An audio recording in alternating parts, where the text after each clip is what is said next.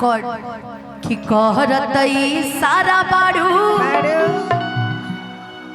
कहतया बारा बाड़ू कि कहरतई सारा बाड़ू कहतया बारा बाड़ू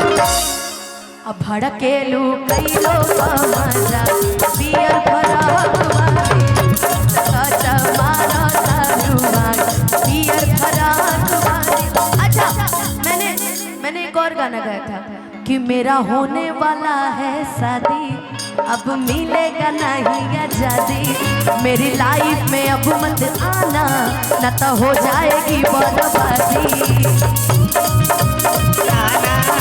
तो हो जाएगी बर्बादी। तो लड़का कहता है कि सुन सुन कि बोला हतऊ तोर भैया तसीनावे में गोली सीधे दाग जइबोगे कि बोला हतऊ तोर भैया तसीनावे में गोली सीधे दाग जइबोगे सीधे दाग जइबोगे। चिपका लियो क्या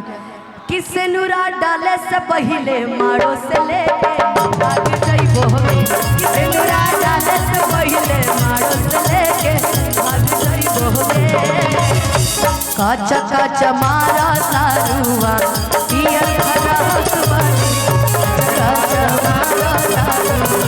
पियर फराक वाली इन बड़ा गोदी में खेला के जागी आसे कोई गोदी में खेला लइका तोहर के पापा कहता हमरा सैया जी के चाचा कहता तोहर के पापा कहता हमरा सैया जी के चाचा मारा तारुआ पियर फराक वाली मारा तारुआ पियर फराक वाली कि लगने में हमर हो जा तू जान यही अगने में लगने में हमर हो जा तू जाने लगने में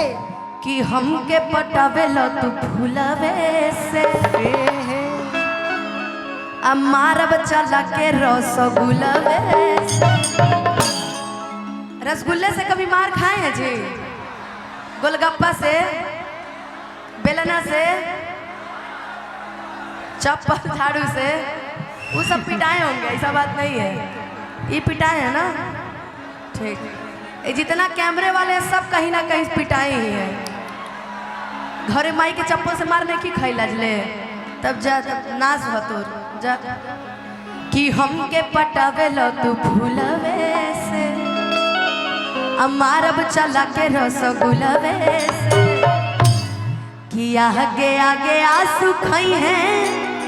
आ पीछे पीरी आंसू पई है कि आगे आगे आंसू खई हैं आ पीछे पीरी आंसू पई है पवन के मान हमारा पवन के राख दिया तुमान पियर फराक वाली चकच मारा तारुआ पियर फराक वाली कच मारा तारुआ पियर फराक वाली दिल धड़काता केहू के प्यार में केहू के प्यार में केहू के प्यार में मन मस्त भइल बा मस्ती में दिल बैठल प्यार के कस्ती में रहे ना अखिया हरदम इंतजार में। क्या तुमने कभी किसी से प्यार किया किसी को दिल दिया दिया इसने भी दिया कि दिल धड़काता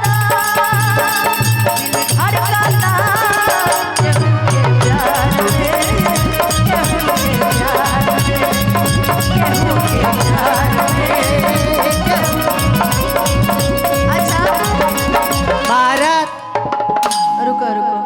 अगर कहा जाए इसमें एक और गाना बड़ी सटीक बैठता है हैं? कौन सा जानते हैं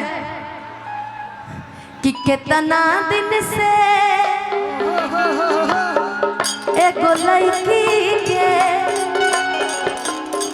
कितना दिन से एगो लड़की के रही फेरा में हम कितना दिन से एगो लड़की रही फेरा में हम सोचते रही आई लव यू कहा, सोचले रही आई लव यू कहा, तले दोसर ले भागा, तले दोसर ले भागा कि कितना दिन से एगो लड़की के और रही फेरा में हम लगा